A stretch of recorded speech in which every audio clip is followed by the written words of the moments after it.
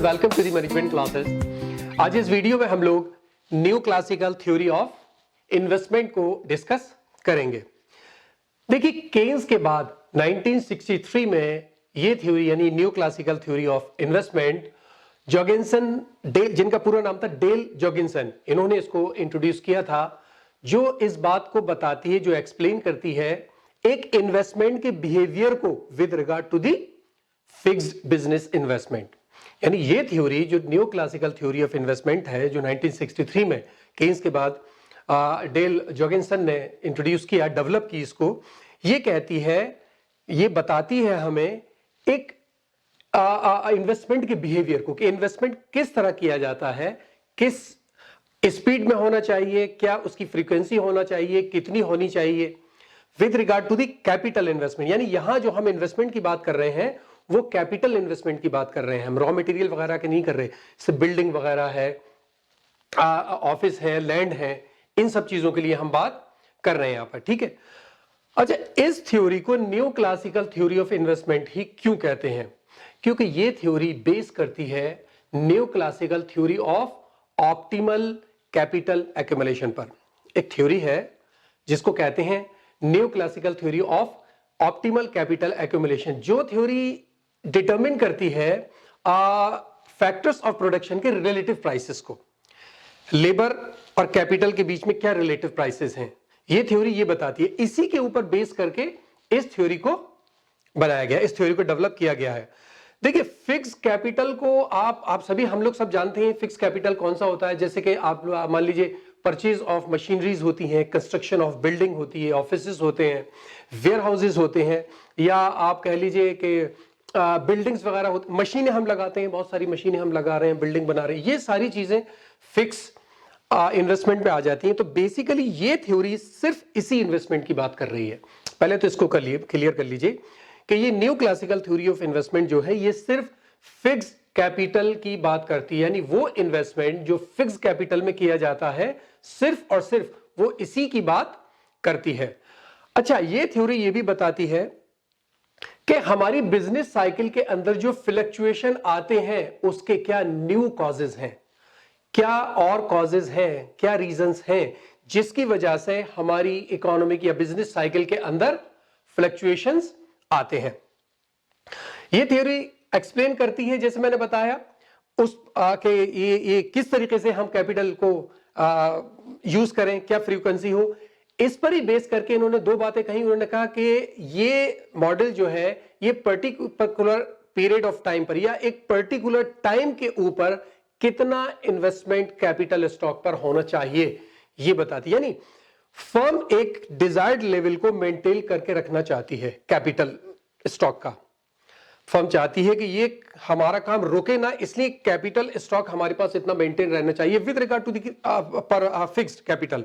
तो ठीक है, तो पहली बात ये फर्म एक्सप्लेन करती है, ये फर्म बताती है कि एक फर्म एक पर्टिकुलर पॉइंट ऑफ टाइम पर कितना कैपिटल स्टॉक रखना चाहती है। दूसरी बात ये कहती है कि रेट ऑफ इन्वेस्टमेंट जो डिटरमिन होता है वो बेसिकली स्पीड से होता है, जिस स्पीड से हम अपने कैपिटल को एडजस्ट कर रहे होते हैं।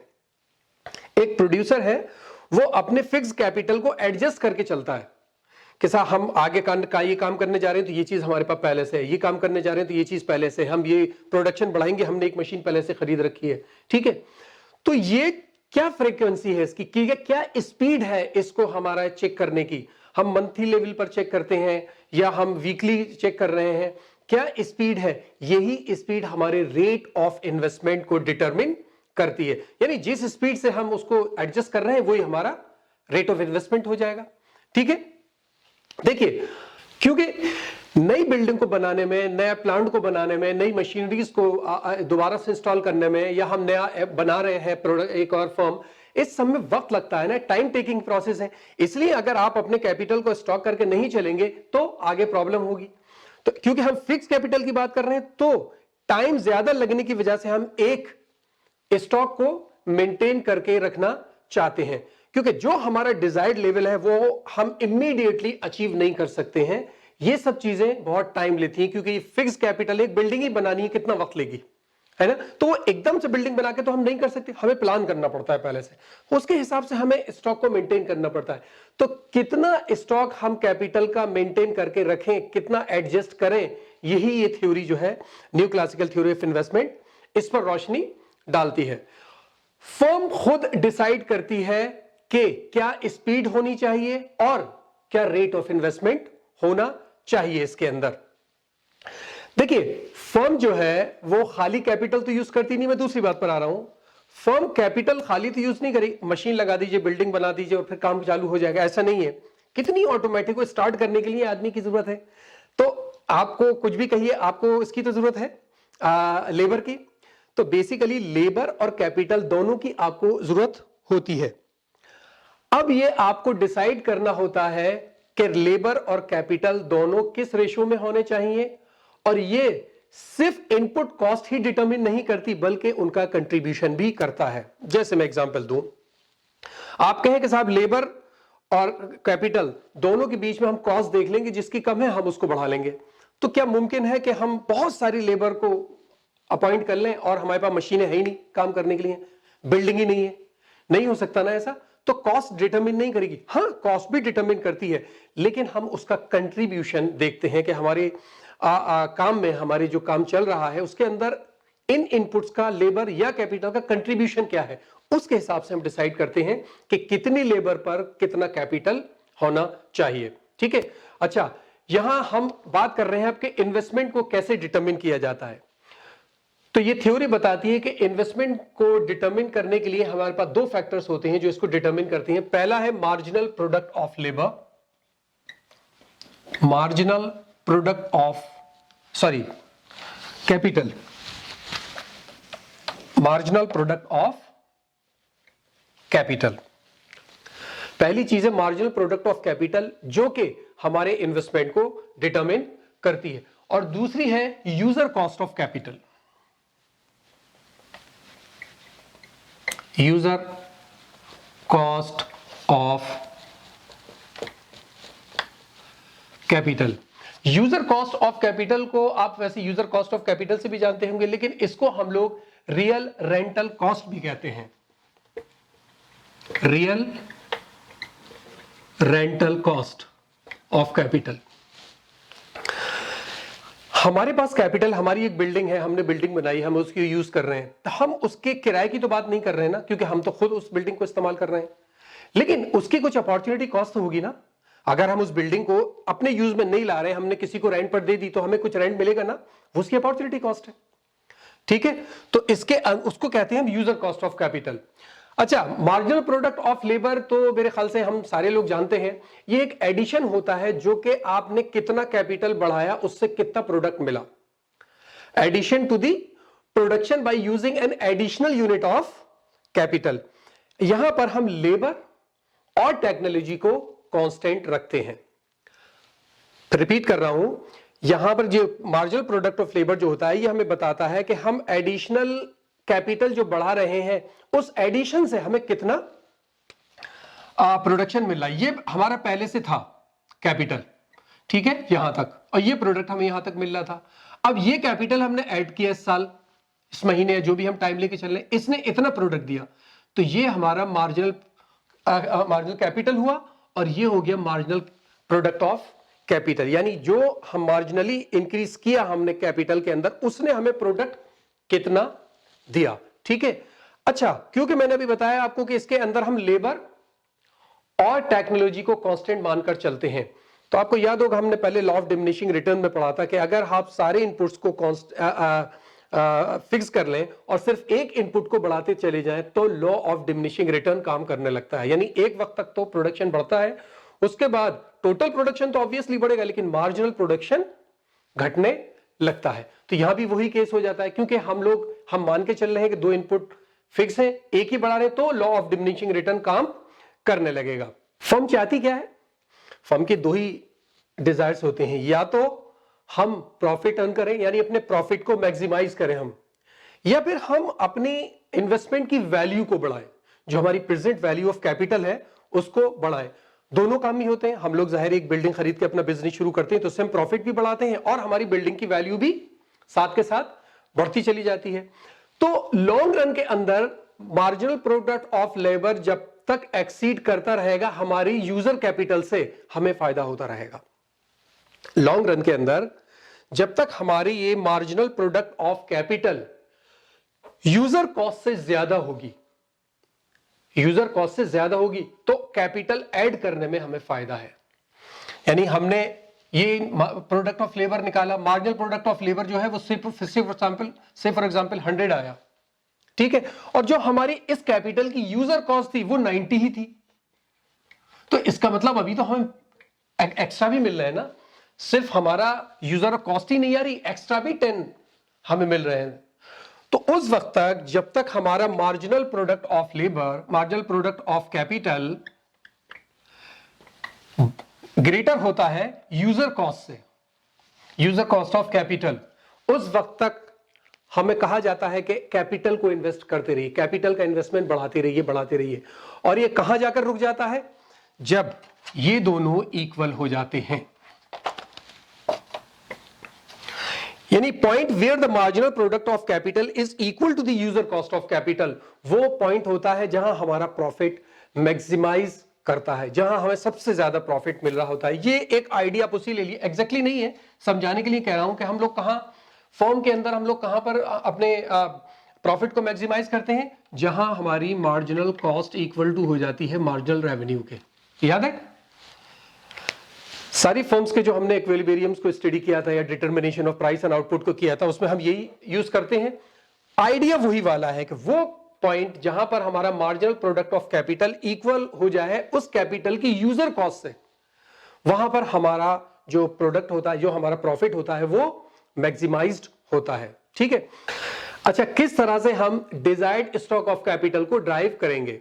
इसके लिए हम न्यू क्लासिकल प्रोडक्शन फंक्शन को यूज करेंगे, जो हम पहले पढ़ चुके हैं, कॉप डुगलस प्रोडक्शन फंक्शन। ओके, तो चलिए शुरू करते हैं। टाइम बचाने के लिए मैंने ये पूरा कॉप डुगलस प्रोडक्शन फंक्शन को लिख लिया है, उसका डेरिवेटिव लिख लिया है ताकि थोड़ा टाइम बच जाए। देखिए, कॉप डुगलस प्रोडक्शन फंक्शन हम पढ़ चुके हैं, y equal to a k alpha L1 minus beta, जहां y जो है वो हमारा आउटपुट है, जो हमारा k है कैपिटल है, L जो है वो लेबर है, a जो है ये हमारी लेवल ऑफ टेक्नोलॉजी है, यानी parameter that measures the level of technology. और इसी तरीके से जो हमारा अल्फा है ये भी एक हमारा पैरामीटर है that measures the capital share of output. ठीक है, अब इस प्रोडक्शन कॉप डुगलस प्रोडक्शन फंक्शन से हमें मार्जिनल प्रोडक्ट ऑफ कैपिटल निकालना है, एमपी के किसी भी फिगर का या किसी भी इस तरह की फिगर का हम जब marginal product of capital, marginal product निकालते हैं, तो जिस चीज का मार्जिनल प्रोडक्ट निकालते हैं उसके रेस्पेक्ट में हम उसको डिफरेंशिएट कर देते हैं, सिंपल डेरिवेटिव्स ले लेते हैं हम उसका।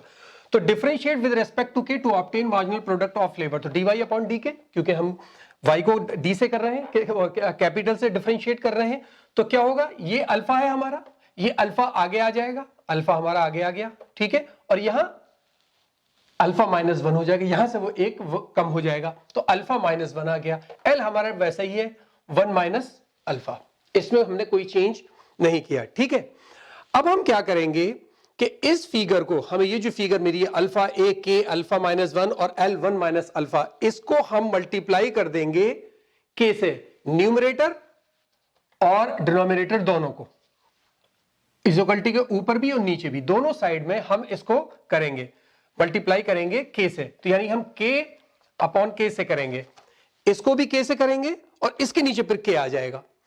तो ये क्या आ रहा है, अभी इतना ऊपर इतना देखिए, खाली सिंपल हमने ये पूरी फिगर को यहां उतार लिया, अल्फा ए के अल्फा -1 एल 1 माइनस अल्फा, और इसको मल्टीप्लाई कर दिया ब्रैकेट देके के से, और नीचे के आ गया इसके, क्योंकि हमने मल्टीप्लाई ऊपर भी के से किया है, इसको अपॉन 1 कर लीजिए, अपॉन 1, तो ये देखिए के हो गया और यहां ये के हो गया, 1 के 1 जा के, यही चीज एग्जैक्टली यहां लिखी हुई है। ठीक है,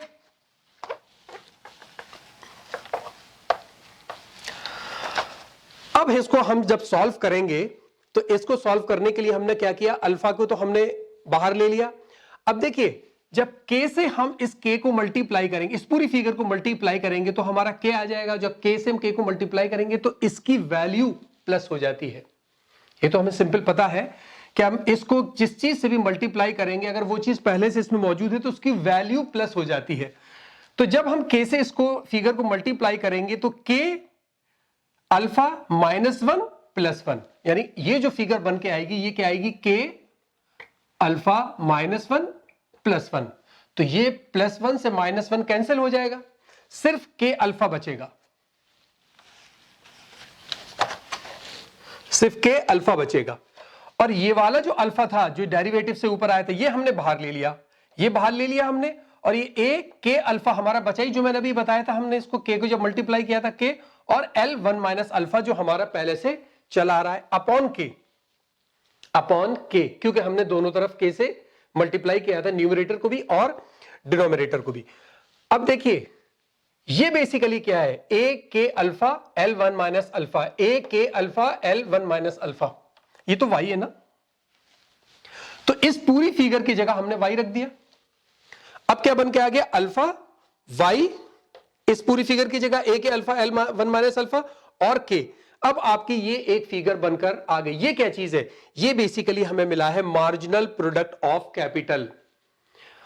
वो कहां पर मिलेगा हमें, equilibrium desired level of capital कहां पर मिलेगा, डिजायर स्टॉक ऑफ कैपिटल, वो मिलेगा जब हमारा ये marginal product of capital equivalent हो जाए है हमारे रेंटल कॉस्ट से। ठीक है, जब ये रेंटल कॉस्ट से इक्वल हो जाएगा तब हमें मिलेगा, यानी यूजर कॉस्ट ऑफ आउटपुट, जो हम दो चीज ली थी ना हमने शुरू में, तो एक तो ये आ गई हमने निकाल ली, अब हमें यूजर कॉस्ट ऑफ कैपिटल निकालना है। इन दोनों को इक्वेट कर देंगे, हमारा desired limit of capital stock निकल आएगा। देखिए अभी हम ये मानकर चल रहे हैं जो हमारा कॉस्ट ऑफ कैपिटल यानी प्राइस है जो हमारे कैपिटल के, या कॉस्ट ऑफ कैपिटल कहिए, उसको हम मान लेते हैं r, small r। r is equal to cost of capital. ठीक है, r हमारा कॉस्ट ऑफ कैपिटल हो गया, और price of output, price of output को हम p से रिप्रेजेंट कर लेते हैं, p is equal to price of output. ठीक है, ये दोनों चीजें हमें मिल गई। अब इन दोनों से हम क्या निकाल सकते हैं, हम रेशियो निकाल सकते हैं कैपिटल कॉस्ट ऑफ कैपिटल से हमारे प्राइस ऑफ आउटपुट से, और यही रेशियो बेसिकली हमें बता रहा है कि क्या हमारी रेंटल कॉस्ट होगी, क्या निकल कर आएगी, R अपॉन P। ये R अपॉन P क्या है, real rental price of capital. ये निकल कर आए हैं real rental price of capital. Basically इसको हमें इसके इक्वेट कर देना है, जो भी आंसर निकल कर आएगा वो हमारी डिजायर्ड लेवल ऑफ कैपिटल होगा।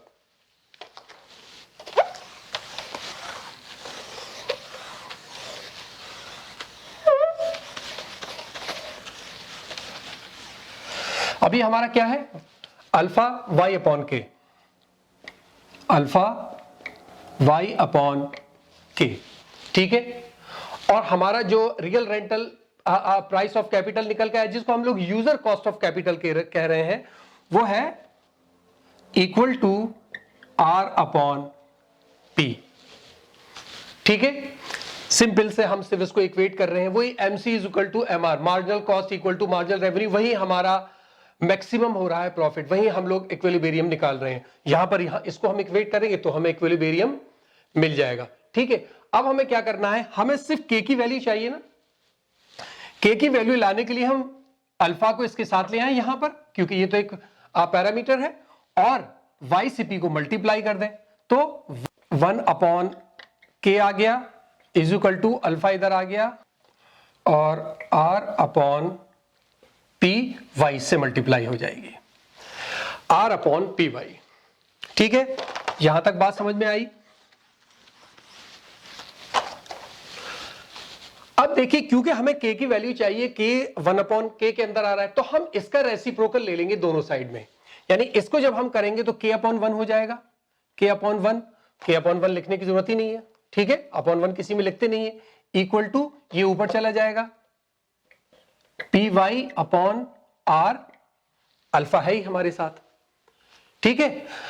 अब क्योंकि y हमारा आउटपुट है, इसको हमें डिजायर्ड लेवल पर लाना है, तो इसको भी हम यहां लिखें या यहां लिखें कोई फर्क नहीं पड़ता, इसको हम यहां लिख लेते हैं y को, ठीक है। अब ये हमारी इक्वेशन बनकर आ गई डिजायर्ड, कि ये हमें कैपिटल इतना चाहिए। अब हम बात कर रहे हैं कि हमें डिजायर्ड लेवल चाहिए। डिजायर्ड लेवल को हम रिप्रेजेंट करने के लिए इस k के साथ स्टार लगा देंगे, k star equal to alpha p upon r. अब ये जो हमारा y है ये फ्यूचर का डिजायर्ड आउटपुट हो जाएगा। अब ये जो हमारा y है ये, क्योंकि हमने यहां पर अब डिजायर्ड लेवल ऑफ कैपिटल देख रहे हैं ना, जब हम डिजायर्ड लेवल ऑफ कैपिटल देखेंगे तो हमारा y जो है उसके साथ भी हम t लगाएंगे, जो हमें ये बताएगा कि अब हमारा ये फ्यूचर का एक्सपेक्टेड आउटपुट है जो इस पर डिपेंड करेगा। ये इक्वेशन अब हमें क्या बता रही है, ये मेन इक्वेशन निकल कर आ गई आपकी, ठीक है। अब ये इक्वेशन आपको क्या बता रही है कि जो हमारा डिजायर्ड स्टॉक ऑफ कैपिटल है k, वो डिपेंड करता है दो चीज पर। एक तो है साइज ऑफ एक्सपेक्टेड आउटपुट, जितना हमें ये चाहिए होगा उस हिसाब से इसको हमें एडजस्ट करना होगा। भाई फ्यूचर में अगर मुझे ज्यादा प्रोडक्शन करना है तो कैपिटल ज्यादा चाहिए, फ्यूचर में प्रोडक्शन कम करना है तो कम होगा, तो जाहिर है इस पे डायरेक्ट असर करेगा। और दूसरी चीज है real cost of capital. Real cost of capital यानी इसको अगर रियल कॉस्ट ऑफ कैपिटल जो है वो बढ़ रही है तो जाहिर है फिर मुझे ये भी देखना होगा कि फ्यूचर के लिए ठीक है प्रोडक्शन ज्यादा चाहिए, लेकिन अगर कॉस्ट बढ़ रही है तो फिर उसको इतना ना बढ़ाया जाए, अभी हम उसको एडजस्ट करेंगे दूसरी तरीके से। तो ये दो चीजें हैं जिसके ऊपर आपका डिजायर्ड लेवल ऑफ कैपिटल जो है वो डिपेंड करता है। दूसरी चीज, ये जो हमारा आर है ये क्या चीज है, आर है हमारा कॉस्ट ऑफ कैपिटल, यानी cost of capital inversely related है डिजायर्ड लेवल ऑफ कैपिटल से। अगर कॉस्ट ऑफ कैपिटल बढ़ती है तो आपका डिजायर्ड लेवल ऑफ कैपिटल कम हो जाएगा, और अगर कॉस्ट ऑफ कैपिटल घटती है तो आपका डिजायर्ड लेवल ऑफ कैपिटल ज्यादा हो जाएगा। दूसरी चीज YT, greater the expected output, आपका आउटपुट अगर ज्यादा है, greater the expected output, the greater will be the desired capital, ठीक है। तो ये कुछ चीजें हैं जो ये इक्वेशन आपको बताती है कि ये कई चीज पर डिपेंड करता है, लेकिन ये आर से यानी कॉस्ट ऑफ कैपिटल से इनवर्सली रिलेटेड है और आउटपुट से डायरेक्टली रिलेटेड है, ठीक है। अच्छा एक बात और यहां पर ध्यान में रखी चलिए, क्योंकि अब जब आप इसका रिलेशन को पढ़ रहे होंगे तो हमें एक्सेलरेटर याद आता है कि एक्सेलरेटर थ्योरी के अंदर भी हमने ये पढ़ा था। देखिए वहां जब स्टॉक ऑफ कैपिटल चेंज होता है तो वो डिपेंड करता है आउटपुट के चेंज होने पर। एक्सेलरेटर में जब स्टॉक ऑफ कैपिटल चेंज होता है तो वो डिपेंड करता है change in the output level पर, ठीक है। लेकिन न्यू क्लासिकल थ्योरी के अंदर desire stock of capital depend करता है न सिर्फ इस पे कॉस्ट ऑफ कैपिटल पे, बल्कि जो इनका रेशियो है दोनों का, आर और पी का, ये जो रेशियो निकल कर आया, ये real rental price of capital, इसके ऊपर भी डिपेंड करता है, ठीक है। अब मैं कोशिश करूं कि आपको थोड़ा सा फिगर से समझाऊं।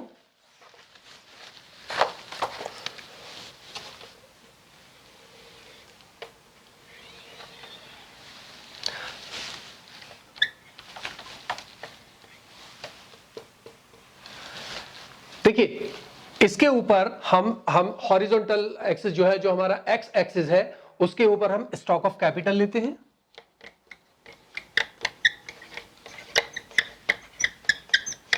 कैपिटल लेते हैं, और बाकी जो दोनों चीजें हैं हमारी, यानी एमपीके और user cost of capital,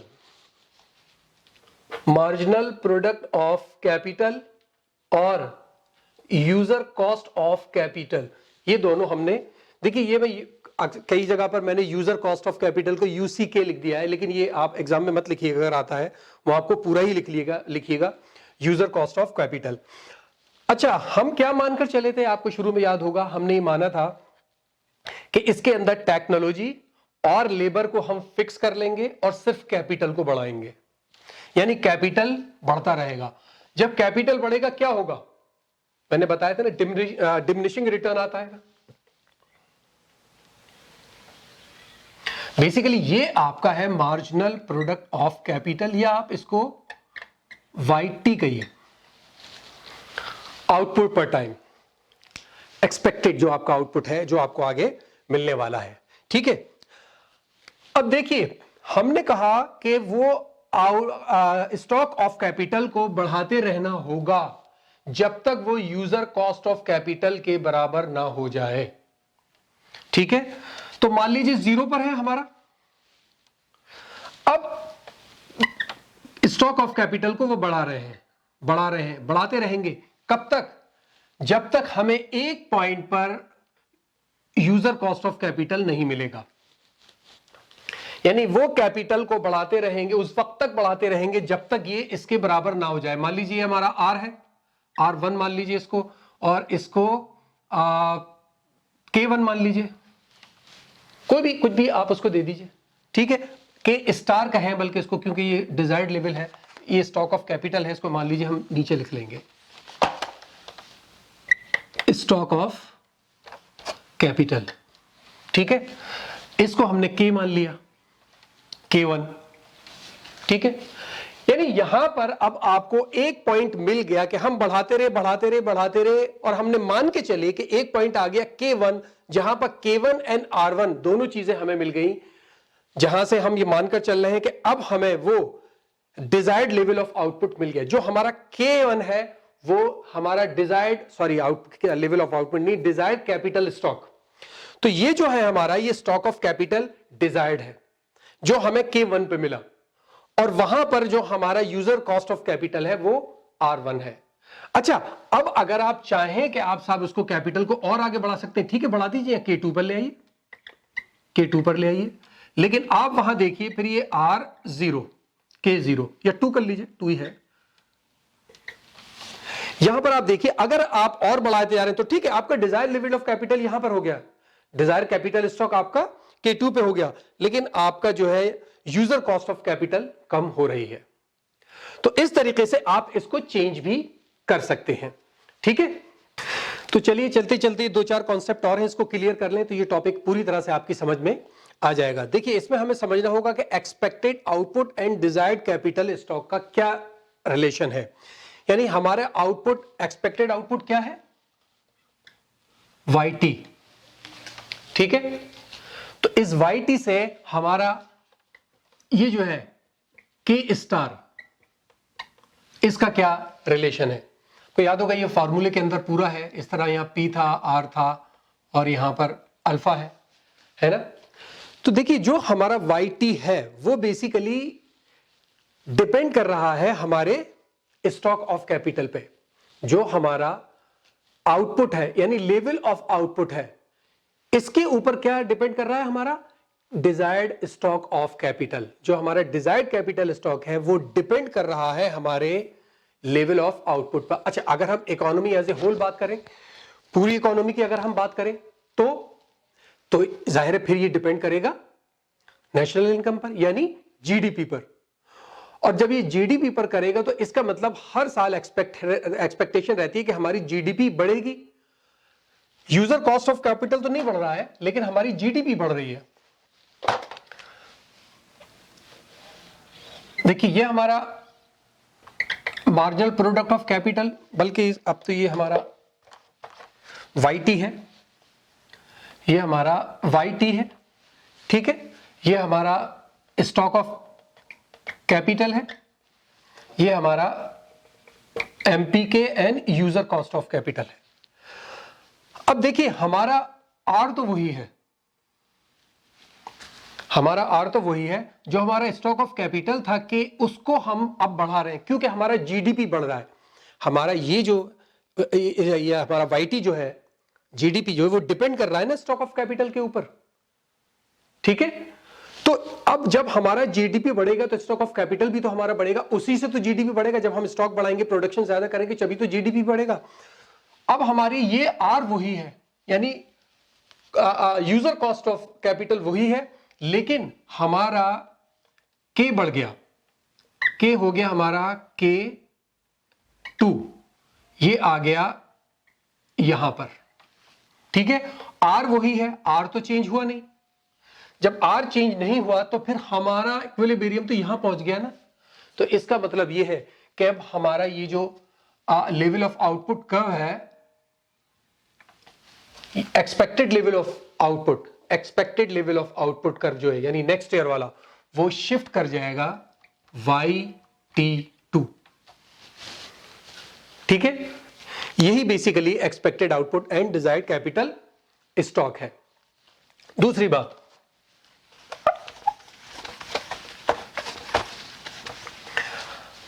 rental cost of capital.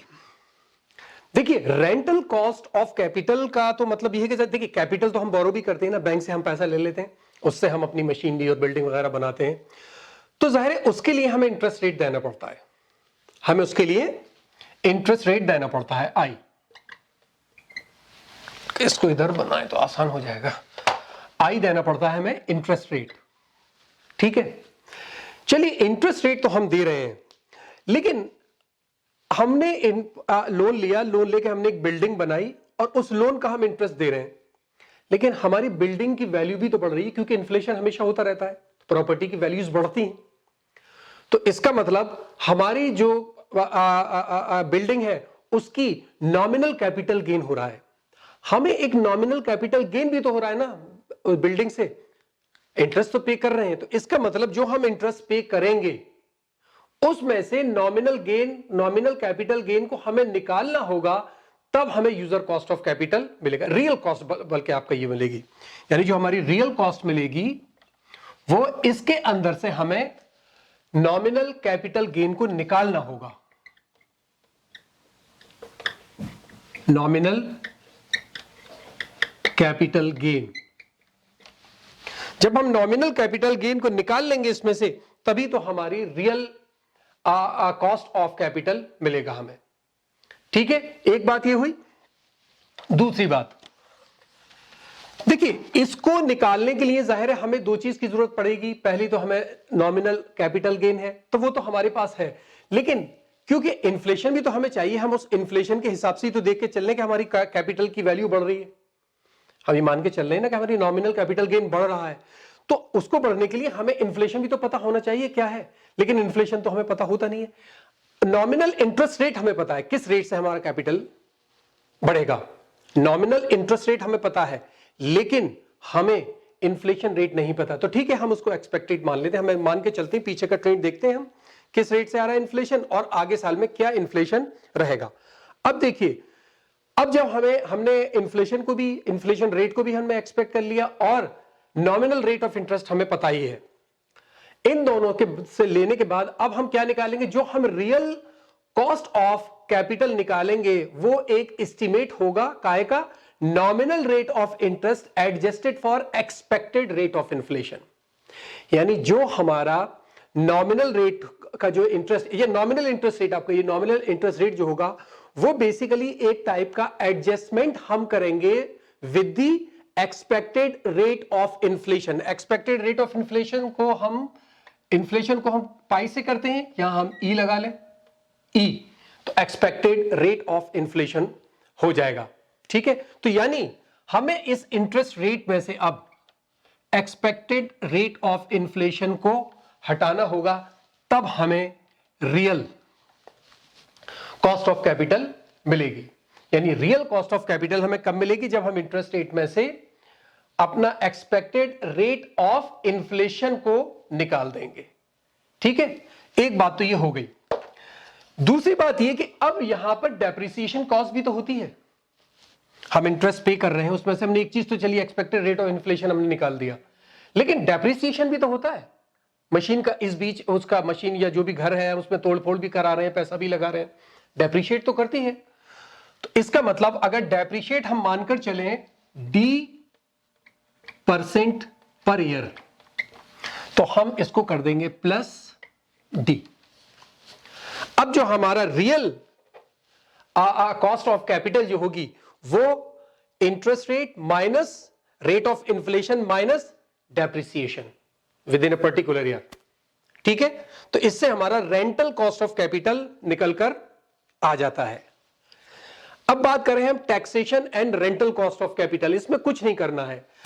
जब ये सारा काम अब तक जो मैंने बताया इस फॉर्मूले को लेके ये चल रहा है, इस बीच इस साल में हमने टैक्स भी तो पे किए हैं, टैक्स भी तो हमने पे किए हैं, तो प्लस टैक्सेस कर लीजिए। टीसी जनरली हम लोग इसको लिखते हैं टैक्स ऑन कैपिटल। ठीक है, तो ये taxation and rental cost of capital हो गया। अगर आपको taxation of rental cost of capital को करना है तो आपको इसको पूरा डिफाइन करना होगा। ठीक है, आखिरी है कैपिटल स्टॉक एडजस्टमेंट। देखिए, कैपिटल स्टॉक एडजस्टमेंट के लिए हम पहले हमने पढ़ा था कि जो हमारा आउटपुट लेवल है, लेवल ऑफ आउटपुट है, वो डिपेंड करता है डिजायर्ड लेवल ऑफ कैपिटल के ऊपर। ठीक है, ये हमने पढ़ा था। देखिए, एक तो हो गया डिजायर्ड लेवल ऑफ कैपिटल और दूसरा होता है हमारा प्रेजेंट लेवल ऑफ कैपिटल। क्योंकि वेरिएबल्स चेंज होते रहते हैं, डिजायर्ड भी चेंज होता है क्योंकि वो हम एक्सपेक्ट करते हैं कि फ्यूचर में क्या चाहिए, और जो प्रेजेंट लेवल है वो भी चेंज होता है क्योंकि हमें इस वक्त किसकी जरूरत पड़ रही है, वो प्रेजेंट लेवल यूज भी होता रहता है। तो जो हमारा desired level of capital stock है और जो present level of capital stock है, इन दोनों के बीच में एक गैप आ जाता है जहां पर एडजस्टमेंट की जरूरत पड़ती है। जो हमारा डिजायर्ड लेवल ऑफ कैपिटल है और जो हमारा प्रेजेंट लेवल ऑफ कैपिटल है, इसके बीच में गैप होता है जिसको फर्म एडजस्ट करती है क्योंकि उसको हर हाल में डिजायर्ड लेवल ऑफ कैपिटल पर पहुंचना होता है। जैसे एग्जांपल लेके चलिए कि कुछ टाइम के लिए आप जो है वो फर्म के अंदर एडिशन शुरू कर दे, प्रोडक्शन रोक दिया, नई मशीन लग रही है, प्रोडक्शन रोक दिया, रिपेयरिंग चल रही है ताकि आगे काम अच्छा हो। ठीक है, या कोई और दूसरा शॉर्ट पीरियड में काम आपका चल रहा है, आपने प्रोडक्शन को रोक के ये काम करने लगे आप। कॉस्ट है incur due to the disruption of production, किसी में प्रोडक्शन की वजह से डिसरप्शन है, मशीन चल रही है, मशीन के अंदर कोई प्रॉब्लम आ गया, आपने काम रोक दिया और उस पर काम चल, ये एडजस्टमेंट आपके चलते रहते हैं ना बीच में। क्यों आप छोड़ नहीं देते?